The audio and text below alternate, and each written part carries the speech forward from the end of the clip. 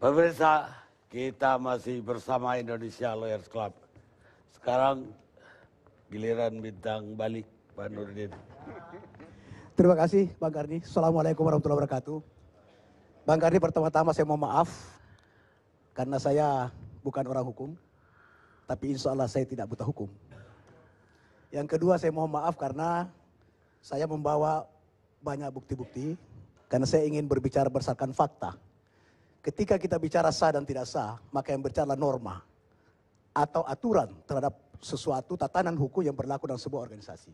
Oleh karena itu saya tidak ingin menyampaikan sesuatu yang bersifat kebohongan. Maka saya mohon maaf, saya membawa bukti-bukti fakta-fakta agar supaya saya tidak menyampaikan hal-hal yang memang tidak berdasarkan hukum. Saya menyimak dengan sangat baik apa yang disampaikan oleh Bapak Menteri Hukum dan juga apa yang disampaikan kawan-kawan sahabat-sahabat istana. Beliau mengatakan bahwa saya memutuskan berdasarkan keputusan Mahkamah Partai. Saya ingin mengatakan bahwa Menteri Hukum memutuskan tidak berdasarkan Mahkamah Partai. Berdasarkan suratnya tanggal 10 Maret. Kita lihat paragraf pertama. Beliau mengutip sesuai dengan keputusan Mahkamah Partai. Yang intinya mengatakan Mahkamah Partai mengabulkan untuk menerima kepengurusan DPP Partai Golkar hasil pemilihan Ancol secara selektif dibawa ke pimpinan. Tidak ada kalimat-kalimat ini dalam amar putusan. Maka boleh kita buka. Nanti pakar hukum lah yang itu. Sama sekali tidak ada. Jadi keputusan Menteri Hukum bukan berdasarkan keputusan Mahkamah Partai. Yang kedua, ada inkonsistensi daripada pernyataan Menteri Hukum. Karena beliau mengutip itu sepenggal-sepenggal dari keputusan Mahkamah Partai. Yang dikutip pendapat Pak Natabaya dan Pak Muladi, itu pendapat yang kedua. Pendapat yang pertama, jadi Pak Lawrence, di situ ada boleh Bapak baca, Mahkamah Partai berpendapat, bla bla bla bla, bahwa pihak Munas Bali telah memilih jalur pengadilan. Dan ini sesuai dengan rekomendasi Mahkamah Partai Desember. Itu pendapat Mahkamah Partai. Kemudian pendapat Pak Jasri Mari dan Pak Nima Talata, itu yang dikutip juga. Gitu. Jadi kalau mau konsisten terhadap keputusan Mahkamah Partai, kutiplah secara menyeluruh, tanpa interpretasi dan persepsi. Yang kedua, beliau mengatakan bahwa ketika Munas Bali daftar, Munas Ancol didaftar, beliau mengatakan telah dilakukan penelitian kedua Munas tersebut. Dan beliau mengatakan memenuhi syarat sesuai ART. Kami ingin membuktikan dengan fakta-fakta Bang Karni dan sahabat-sahabat sekalian. Pertama, peserta Munas Bali sesuai ADRT itu jumlahnya 546. 100% hadir. Peserta Munas Ancol sesuai mandat yang ada pada kami, hasil dari permintaan kepada ke majelis partai.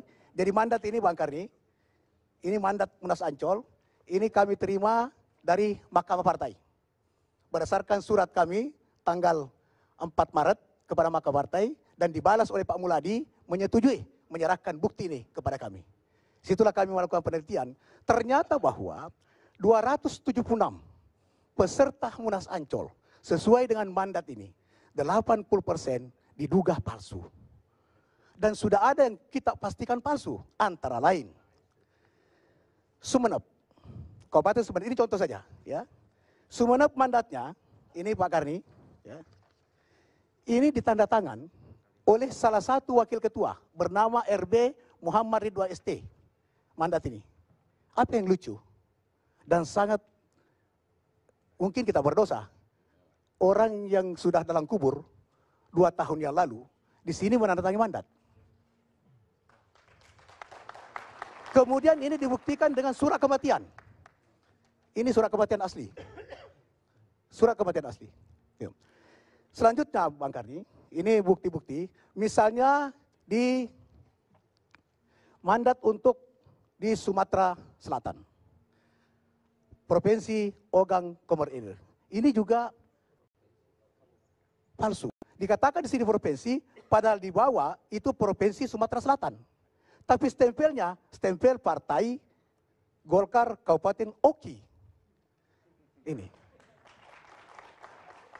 Ini kejanggalan-kejanggalan, ini 80%. 276 ini, mandat ini 80% adalah ada yang tanda tangannya dipalsukan, ada yang stempelnya dipalsukan, ada yang kertas kopinya dipalsukan. Jadi kalau Pak Menteri mengatakan berdasarkan penelitian, pertanyaan saya, kapan kubu Munas Ancol dipanggil untuk mengklarifikasi mandat ini? Absensi. Kapan Munas Bali dipanggil untuk mengklarifikasi? Jadi penelitian dimaksud itu menurut saya bukan penelitian berdasarkan fakta-fakta hukum. Jadi Bang Karni, sering sahabat-sahabat saya dari Munas Ancol mengatakan bahwa peserta Munas Ancol sah sesuai RT, kan dalam anggaran dasar dan anggaran rumah tangga dikatakan, peserta Munas adalah unsur Dewan Pimpinan Pusat Partai, unsur Dewan Pimpinan Daerah, Provinsi, unsur Dewan. Kata unsur menurut pemahaman kawan-kawan saya dari sana adalah siapapun dalam keputusan itu berhak. Saya ingin membuktikan bahwa itu tidak seperti itu. Sesuai dengan peraturan organisasi, Bang Karni, ya, sesuai peraturan organisasi nomor 4 tahun 2009 tentang prosedur surat menyurat. Jelas sekali di dalam pasal 22. Pasal 22 bahwa wewenang penandatanganan surat hanya dilakukan oleh Ketua Umum dan Sekretaris Jenderal di tingkat pusat, Ketua dan atau Sekretaris di tingkat daerah, kecamatan, dan desa. Pasal 23 menyatakan, untuk surat yang sifatnya mengatur, sebagaimana yang dimaksud pada pasal 13 ayat 3 butir A, B, dan C, harus ditandatangani Ketua Umum atau Ketua dan Sekretaris Jenderal. Artinya apa? Bahwa yang berhak menandatangani mandat dan surat-surat keputusan itu hanya Ketua dan Sekretaris. Boleh ditandatangani oleh Ketua atau Wakil Sekretaris apabila ada mandat dari Ketua. Ini jelas. Turunan daripada anggaran dasar dan anggaran rumah tangga. Sehingga dengan demikian, saya ingin mengatakan Bang Karni bahwa keputusan Menteri Hukum bukan berdasar hukum dan tidak sesuai dengan keputusan Mahkamah Partai. Masih banyak bukti-bukti yang saya bisa kasih contoh, misalnya Pasaman Barat dan sebagainya. Itu luar biasa.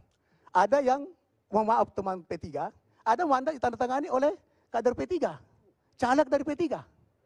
Ada mandat ditandatangani oleh caleg dari Demokrat.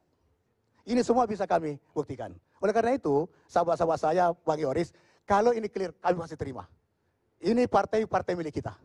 Itu. Tetapi saya yakin Bang Yoris dan semua kita tidak mau negeri ini demokrasinya dibangun di atas kebohongan dan kepalsuan.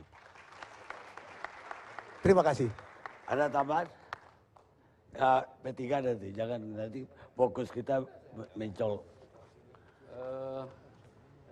Karena kita masih bicara tentang putusan Mahkamah Partai, tadi sudah dijelaskan banyak hal. Yang hanya ingin saya kedepankan adalah, tadi sahabat saya Agun Gunanjar, kita konsistensi antara pertimbangan dengan amarnya itu, kalau kita, itu saya kira jelas sekali.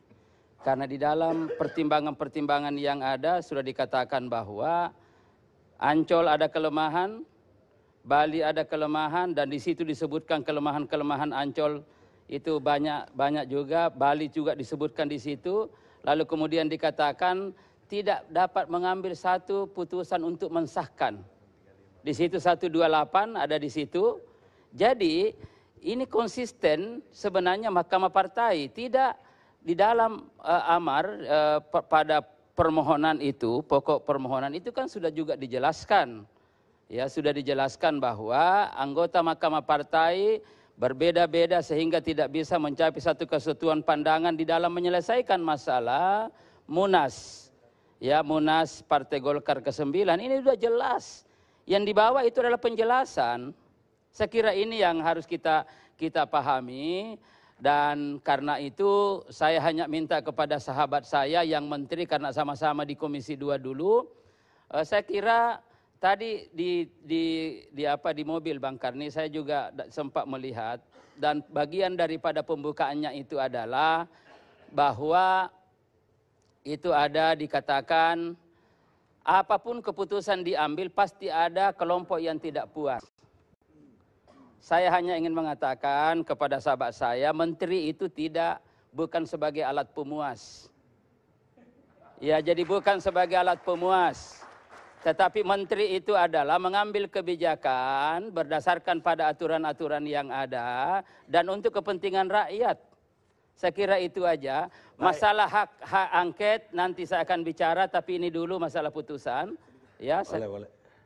Sedikit Bang Karni tambahan Ada aja. P3 kan? Ya, tapi saya Ya, mau tapi bicara. jangan sekarang Bukan, dong. saya mau bicara mengenai Yasona Lawli. Karena ini berkaitan dengan Ya, biar dia topik. selesai Oh, iya. dulu, Ya, nanti. sedikit tambahan saja Bang Karni, bahwa ini contoh saja, 38 DPD 2 se-Jawa Timur. Pada tanggal 8 Desember, itu artinya 2 hari atau masih berlangsung Munas di Ancol, tanggal 6 Desember.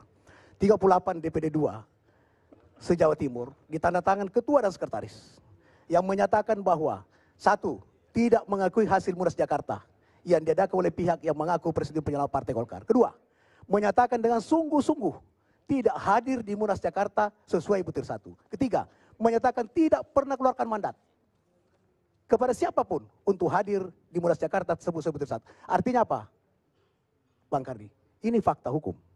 Kalau ada oknum, ada orang yang mengatasnamakan DPD 2 dan DPD 1 Jawa Timur, itu berarti tidak benar. Tidak sesuai dengan ADART. Ini pernyataan seperti ini, itu seluruhnya datang dari seluruh Indonesia.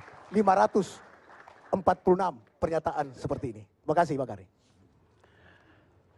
Baik, pemirsa, kita